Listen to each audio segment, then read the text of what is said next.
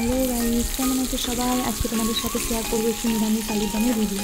প্রথমে আলুগুলোকে ডুমো ডুমো করে কেটে নিতে হবে, তারপর আলুগুলো নুন হলুদ মাখিয়ে হালকা তেলে এগুলোকে ভেজে নিতে হবে। আলুগুলো ভাজা হতে থাক, ততক্ষণ একটা মশলা বানিয়ে নেওয়া যাক। তো একটা পাত্রে দুটো শুকনো লঙ্কা, জিরে, ধনে, গোলমরিচ, গরম মশলা, কিছুটা পোস্ত নিয়ে সেটাকে ড্রাই রোস্ট করে পেস্ট করে নিতে হবে। তারপর আর একটা মশলা বানিয়ে নিতে হবে, একটা টমেটো, আদা কুচি, লঙ্কা কুচি, কিছুটা কাজু বাদাম, চারমগজ, ওটাকেও একটা পেস্ট করে নিতে হবে।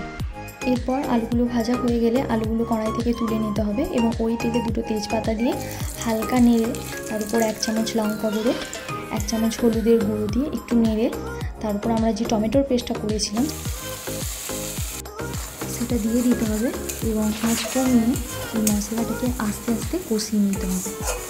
যখন এটা কষানো প্রায় হয়ে আসবে, আমরা যে শুকনো মশলাটা করে রেখেছিলাম সেটা এর উপরে দিয়ে দিতে হবে। এরপর এটা কিছুক্ষণ কষানোর পর কিছুটা গরম জল, ভেজে রাখা আলু আর 2 চামচ টক দই দিয়ে কিছুক্ষণ এটা চাপা দিয়ে রাখতে হবে। যখন রান্নাটা প্রায় কমপ্লিট হয়ে যাবে তখন উপর দিয়ে গুঁড়ো মশলা ছড়িয়ে দিতে হবে। এই কালারটা তো খুবই সুন্দর এসেছে।